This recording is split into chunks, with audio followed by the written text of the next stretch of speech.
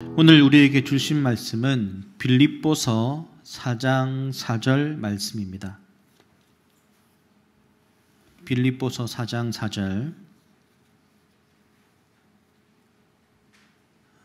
다 찾으셨으면 우리 다 함께 읽도록 하겠습니다. 시작. 주 안에서 항상 기뻐하라. 내가 다시 말하노니 기뻐하라. 아멘. 기쁨의 공동체가 되자라는 제목으로 목사님 말씀 증거해 주시겠습니다.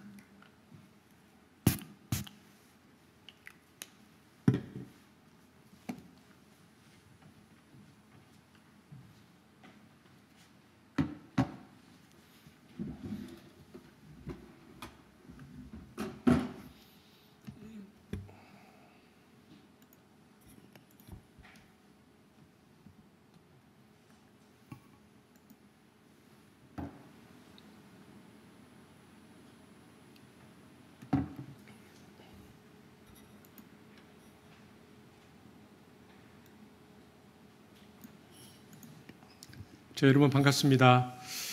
오늘도 또 추수감사주일을 맞아서 또 주의 예배에 참석하는 우리 교우들을 환영하고 축복합니다. 우리 본당에서 또 오늘 예배를 또 섬기기 위해서 오신 우리 지체들 계신데 한번 인사 나누시죠. 반갑습니다. 반갑습니다. 자, 제가 기도하고 말씀 전하겠습니다. 사랑의 주님 감사합니다. 오늘도 저희 공동체가 주의 말씀 앞에 섰습니다. 하나님께서 이스라엘 백성들을 출애굽시키시고 신의 산에 세우시고 또 언약을 주시고 그 말씀을 주셨던 것처럼 오늘 우리가 이 주의 말씀을 우리의 마음판에 새기고 이 땅 가운데 하나님의 나라를 살아가기 위하여 그렇게 살기를 원합니다. 사랑의 주님, 오늘도 예배드리는 우리 지체들을 축복하시고 또 우리의 예배 가운데 성령으로 임재하여 주옵소서. 감사를 드리며 예수님 이름으로 기도합니다. 아멘. 오늘은 추수감사주일이자 한숲 설립 11주년이 되는 기념주일입니다. 벌써 우리 교회가 이곳에 세워진 지 11년이나 되었습니다. 교회가 이곳에 세워지고 하나님은 한숲을 통해 하나님 나라를 봅니다라는 비전을 주셨습니다. 그래서 우리가 한숲을 통해서 하나님 나라를 봅니다라는 비전을 쫓아서 지금까지 왔고요. 그래서 그 하나님 나라를 말씀을 통해서 배우고 또 경험해 가면서 오늘까지 이르렀습니다. 자, 오늘은 그렇다면 그 하나님 나라의 정서는 어떠할까? 우리가 그 정서에 대한 생각을 좀 나누려고 하는데요. 여러분, 하나님은 하나님 나라의 백성으로 또 하나님 안에서 살기를, 하나님 나라에서 살기를 원하는 우리가 어떤 정서로 살기를 원하실까요? 오늘 설교 제목에 나오는데 그것은 무엇입니까? 기쁨입니다. 로마서에서 사도 바울은 로마서 14장 17절인데요. 함께 읽겠습니다. 한 목소리로 시작. 하나님의 나라는 의와 평강과 희락이라고 있습니다. 하나님 나라의 특징이 뭐라고요? 희락이다. 즉 기쁨이다라고 말하고 있습니다. 그래서 사도 바울은 이 하나님 나라의 백성인 그리스도인들에게 뭐라고 말하느냐? 오늘 본문 빌립보서 4장 4절 시작. 주 안에서 항상 기뻐하라.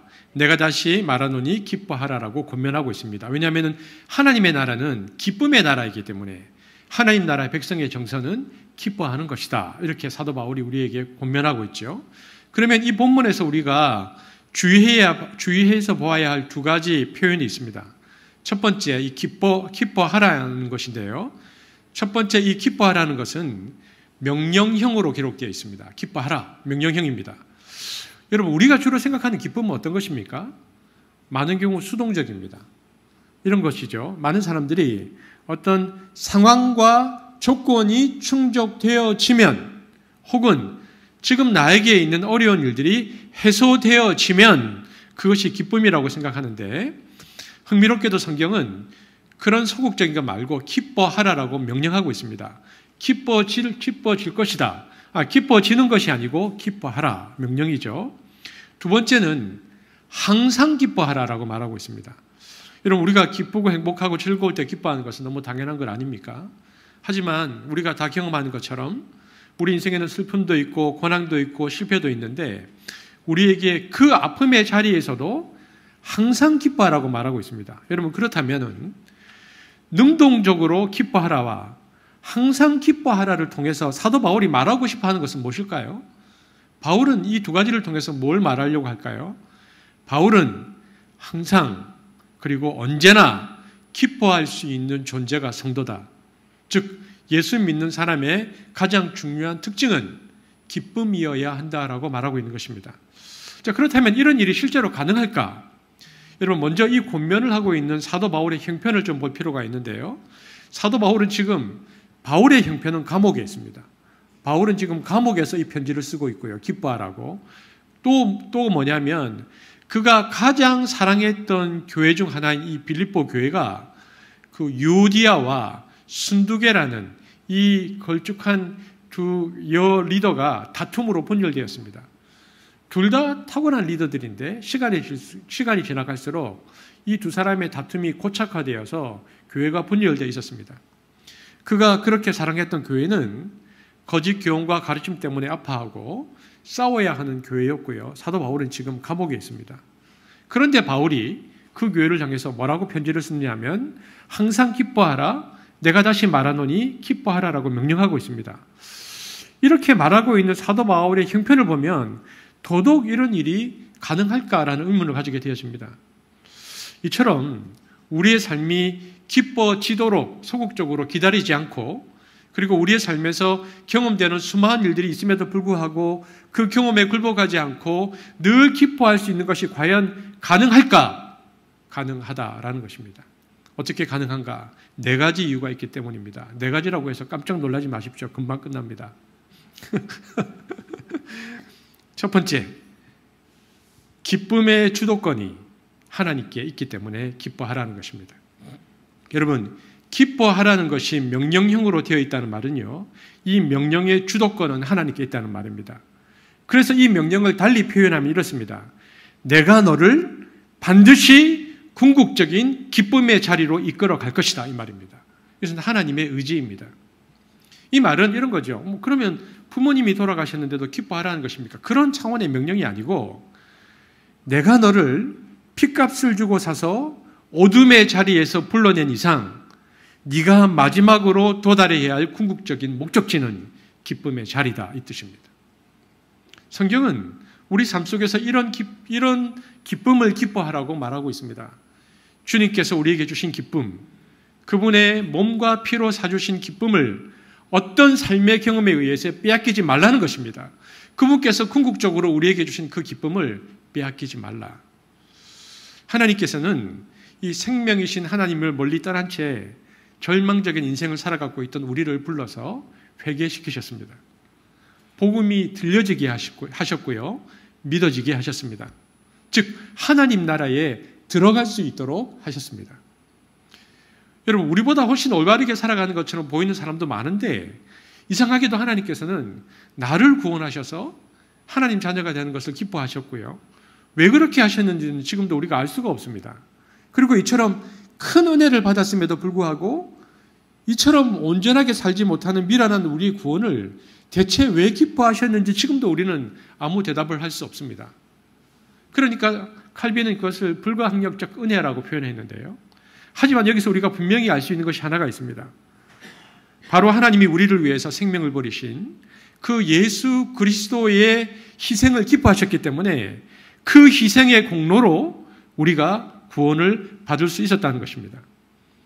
그러므로 주님이 우리에게 기뻐하라고 명령하셨을 때에는 환경이나 마음의 상태에 의해서 좌우되는 일시적인 그 기쁨을 말하는 것이 아닙니다. 자녀들이 잘 되고 가정에 어려움이 없기 때문에 기뻐하는 수동적인 기쁨이 아니고 그리스도 때문에 우리에게 주신 기쁨을 기뻐하라, 이 얘기입니다. 이것은 궁극적인 기쁨이죠. 이 기쁨은 감옥에 갇혀도 유오디아와 순두계의 다툼으로 교회에 상함이 있어도 절대로 잃어버릴 수 없는 구원의 감격의 기쁨을 가리킵니다. 그러니까 이 진짜 기쁨을 우리가 경험하고 세상 가운데 빼앗기지 말라는 것입니다. 이것이 우리에게 주어진 궁극적인 기쁨이고요. 우리에게 기뻐하라고 말씀하신 첫 번째 이유입니다. 두 번째, 우리의 삶에서 경험되어지는 수많은 아픔과 고통이 있음에도 불구하고 그 경험에 굴복하지 않고 기뻐할 수 있는 두 번째 이유는 오늘 본문이 뭐라고 되어 있습니까? 주 안에서라고 표현되어 있습니다. 이것이 중요한 키포인트입니다. 주 안에서. 여러분, 주 안에서 기뻐하라는 말이 무슨 뜻일까요? 우리가 예수를 믿는 순간에 성령께서 우리 안에 들어와서 함께 계십니다. 그러니까 이제는 우리가 주 안에 있는 것입니다. 주님과 우리는 가까이 붙어 있습니다. 뗄래야 뗄 수가 없습니다. 따라서 주님이 우리와 함께 계시기 때문에 기뻐하고 즐거워하라고 말하고 있는 것입니다. 오늘 우리가 그냥 예배를 드리고 있는 것처럼 보이지만 그러나 우리 안에 성령은 내재하고 계십니다. 우리가 누군가를 사랑할 때에 늘 느끼지 않습니까? 여러분, 누군가를 사랑하면 내가 사랑한다고 언제 느낍니까? 그와 함께 있을 때 행복하죠. 그럼 내가 그를 사랑하는구나 느낍니다. 그와 함께 있으면 어려운 문제도 문제로 느껴지지 않는 것입니다. 행복하고 기쁜 것이죠. 그래서 성경은 주님께서 우리 안에 계시고 우리가 주님과 함께 있기 때문에 기뻐하라고 즐거워하라고 명령하고 있는 것입니다. 그러니까 땅으로 인해서 혹은 환경으로 인해서 기뻐지길 기다리지 말라는 것입니다. 여러분, 우리가 생각하는 이 기쁨 있잖아요. 내가 기뻐해야지 하는 이 수동적인 기쁨은요. 정말 짧은 기쁨, 긴 수고입니다. 그러니까 이런 거죠. 대학을 가기 위해서 그 오랜 시간 동안 준비했다가 예를 들어서 좋은 결과가 났다. 잠시 기쁠 뿐입니다. 우리가 좋은 집을 얻기 위해서 고생했다가 집을 얻으면 잠시 기쁠 뿐입니다. 긴 수고, 짧은 기쁨이죠. 하지만 오늘 기뻐하라고 얘기한 것은 그런 것이 아니라 내 안에 계시는 그리스도로 인해서 기뻐하라라는 것입니다. 그분은 인격이시므로 우리와 늘 동행하시고 교제하시고 함께 하십니다.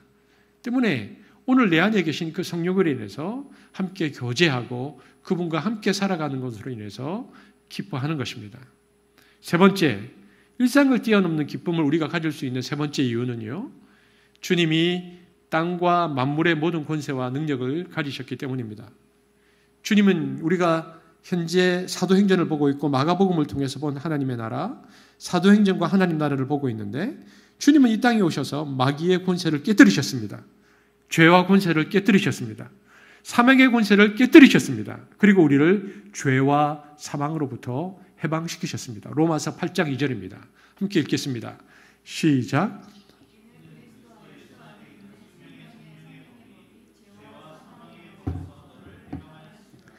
우리가 살아가는 이 땅에는 얼뜻 보면 힘이 센 미국이 전 세계를 지배하는 것 같고요.